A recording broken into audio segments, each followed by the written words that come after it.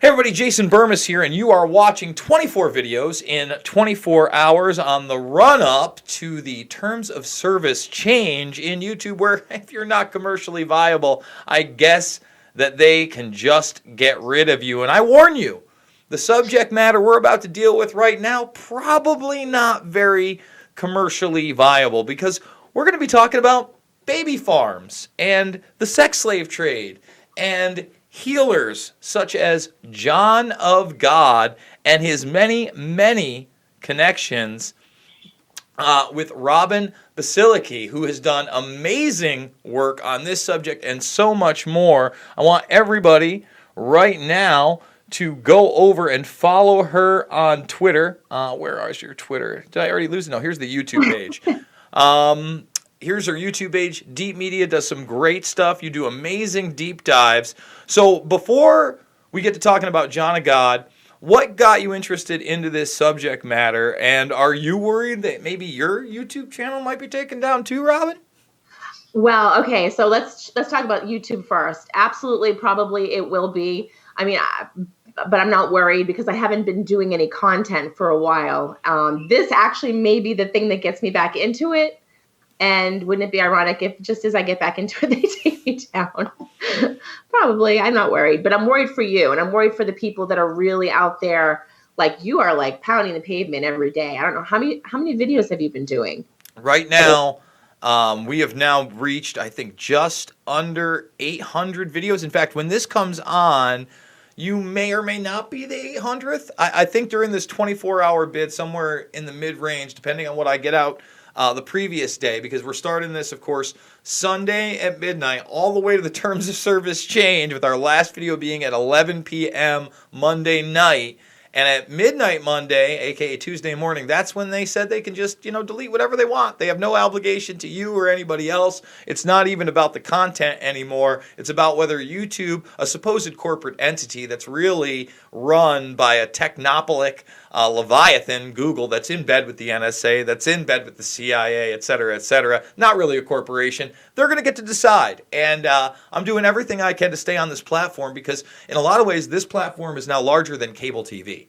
And it's what you make of it, unfortunately. They can keep throwing those darts at the algorithms, trying to suppress people like me. But, this channel was dormant for 7 years. I put this up in 2007, hadn't posted since 2012, had less than 5,000 subscribers, and here we are today on the verge of 40K. So you can't tell me it can't be done, and we're going to keep doing it. So that's the deal, Robin. We're going to go forward no matter what.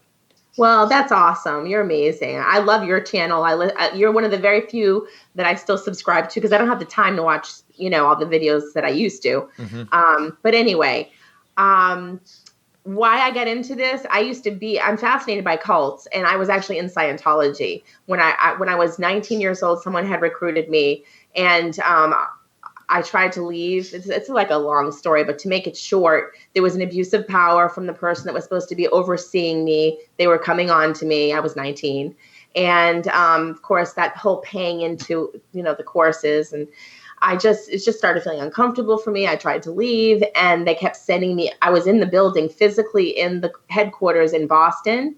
And they kept, I was like, I gotta go. I don't know. I just gotta go. And they kept sending me up like another level to another person to talk to. They wouldn't let me leave the building. Eventually I got out, but not to sound so dramatic. But I left. And ever since then, I've been just so fascinated by cults. And I think that's how you and I met. We were both covering NXIVM. So I started covering NXIVM, and now like this whole John of God thing, these cults are very dangerous. And I'm seeing a pattern with how they are connected. So that's it. No, I absolutely agree. There are patterns in how they are connected. That is how we got acquainted, was through NXIVM. And you look at NXIVM and how a lot of that has already been whitewashed, and how now we're postponing the hearings of when we're going to sentence these people. And Claire Bronfman has already negotiated a deal where she gets 21 to 72 months. If she gets more than 27, she can appeal. Oh, yeah, here's $5 million. I think it was $5 or $6 million payout on top. And then she paid $14+ million for everybody else's legal fee. Raniere didn't even put on a defense. I think there's a lot of problems there. Emmanuel Salinas still doing everything he's doing. Who is it? Mac's girlfriend or wife or whatever you want to call her, whatever she was, is still running around behind the scenes, probably running NXIVM with others.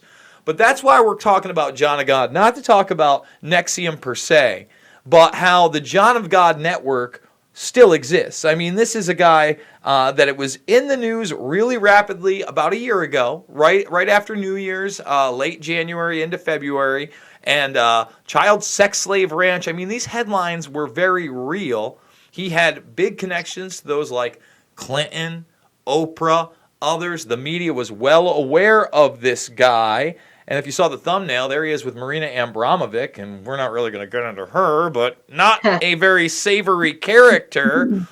No. And you've been digging into some research that not only does this network exist, but this guy's probably getting out of jail. Yes, according to Gail Thackeray, who is like one of his followers, and she's been running his live events for quite a while. Interestingly enough, I had no idea that 4 of my Facebook friends are friends with her. So somehow it came up in my feed. I saw her promoting, like actively continuing to promote his healing crystals, the herbs, trying to sell them, I guess like 50% off, like a clearance sale, I don't know. But she's still running. Like one of the posts I'm reading right now, it says, just got word that the Casa is doing distance healing herbs again. Ever since John of God has been gone, the Casa has continued with the sessions, and the entities continue to work directly with the people. Some people obviously have gone onto her page and are calling her out and him out and saying, how can you still support this person? Didn't he go to jail? And her comment was, and this is, I think I sent this to you, and this is what kind of pulled me in, and I started researching it again. Regarding John of God, they could not substantiate any sexual claims. They gave him 4 years on a gun charge. An antique gun that had never been fired. And he's expected to serve 1 more year on the gun charge. And then she says more here, and there's like a link to his John of God page. But I had no idea about the gun charge. And it just made me realize whatever happened to the buzz about John of God. Like, we've heard nothing since February. So I just started digging. And what did you find? Because, let's just talk about this guy. He had huge connections, right? Can we talk about some of the connections? I mean, you were naming some pretty big ones prior to the show. But Gal Thackeray herself, I mean, she's this author who's selling this book here, Running with Wolves. Looks pretty sexual. Yes. She had her own, I think it was a phone sex business. And she also had ties. She was running an adult sex company for the mob. And she had some run-in with Larry Flint. I don't know, all kinds of weird things there. But what I find really interesting is that she was an actress, and she went on to be represented by Creative Artist Agency, CAA, which is one of the biggest out of Hollywood. And Michael Orvitz, when he used to be an agent, represented her. And as you know, Disney. And so the reason I find that so interesting is because when ABC was doing an expose on John of God, when all of this stuff started hitting the fan, this might have been back in 2000. This was back in 2005. Yes. They contacted the skeptic, James, what is his last name again? James Randi, and he had the Randi forums. And the Randi forums used to go after myself for videos like Loose Change. But basically, he did a lot of good work against fake psychics. For instance, he exposed people like Uri Geller, who later we found out worked for intelligence agencies such as the Mossad. Weird. Oh, people didn't know that Uri Geller is a Mossad agent? Oh, that's right. And he was actually doing work with the CIA prior to that, and they cut him off after they figured out that he was actually working for the Mossad. James Randi, if you watch that documentary of him, tried to get him into a controlled environment for some of his hoaxing, such as the spoon bending, which he was famous for, and was unable to do so. So in that respect, he did do some very good work, but he exposed John of God, and they didn't run with it, did they? No, he was so mad. He spent an hour with them and debunked everything, including that whole nose thing he does with the scissors. and explained in great depth about like if you go up 4.5 inches, it's like a safe zone. And it was like a trick back from like India years ago. And they basically only went with a quote that he was quoting, I think it was Ben Franklin, and they took it out of context and made it sound like it was something he said. But now that you look at it, because it was on Dr. Oz and that's an ABC show, you can't help but wonder if Gail Thackeray, who had ties to Orvitz, who had ties to Disney, who owns ABC, like, is that why they shut it down and they didn't let them run with it? Probably. I thought that was interesting. No, it definitely has that connection, and it shows how the media selectively reports certain things and hypes other things. I mean, we're sitting, neck deep in Russiagate still and Ukraine gate, but nobody wants to show Joey B talking about how he was on a plane in 6 hours, and if you want that billion, Ukraine, you fire that prosecutor. Haven't seen that video on CNN, CBS, Fox News, ABC. It's really weird how that works. And, of course, we saw a similar thing with Epstein and ABC Network and the hidden video there. But the truth is, James Patterson, the most prolific and best-selling author in the country at that time, put out a book called Filthy Rich, exposing a lot of what still isn't being reported today. And those media networks won't touch it. They didn't touch it when George Mitchell, Glenn Dubin, and Bill Richardson were named, less than 24 hours before Epstein killed himself. So I'm not really counting on the media much other than to get bits and pieces of the story before it goes too far and they rein it in. And this story certainly seems to have been reined in. So why don't we talk about that? Not only, we have video. I don't know if I want to show the video to the people, but basically behind me, I'm going to show them a still shot. If you want to see this procedure that you just talked about of cutting somebody, basically, this woman is screaming. You said that there were a couple of deaths that have never been explained, have kind of washed away. And let's not forget, a lot of this stuff is taking place in third world where it's maybe a little easier to buy off your local politicians and contain any kind of media outcry until it hits an international level. And now that it has hit an international level, all of a sudden, it seems to me, because of his connections, it's almost gone away entirely. It's funny you say that because there have been reports that both presidents or two presidents of Brazil had actually gone to see him. So you can't help but wonder if when they say they went to see him, there wasn't some kind of a relationship going on there. There was something else I wanted to say about that. So basically he was doing these visible healings where he would put the scissors up. But when it came to high profile people that were contacting him to cover him for like a journalistic piece, he would only do invisible healings. He was very careful. The invisible healings were the long distance healings where he would literally tell them, you have to meditate, you can't have sex, you can't eat certain things, you have to take my herbs, which cost money. And then they would claim like Wayne Dyer, Dr. Wayne Dyer, did a long distance healing with him.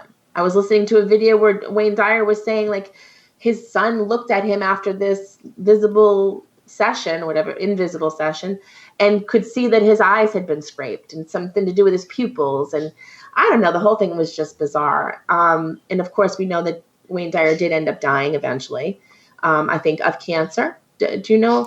I'm not sure. Again, with these people that claim to have superpowers and have these large followings, and they're a conduit for these superpowers, you better be skeptical out of the gates. When they tell you they're the smartest person in the world, like Keith Raniere, when you have a guy like this that says that he can heal people, not through modern medicine or technology, but through the will of God, yes, be very, very wary. I've never really gravitated to cult-like figures, thank goodness. But I think it's systemic of the fact that we live in this sensationalized infotainment, celebritard culture where we already kind of have all these ideologues through celebrity, through, musicians and pop stars and who's on television. And then when you don't get to meet those people, and all of a sudden there's this charismatic leader that's giving you that attention, and you don't have much else in your life because you're so empty, that's how they take hold of you, with these promises.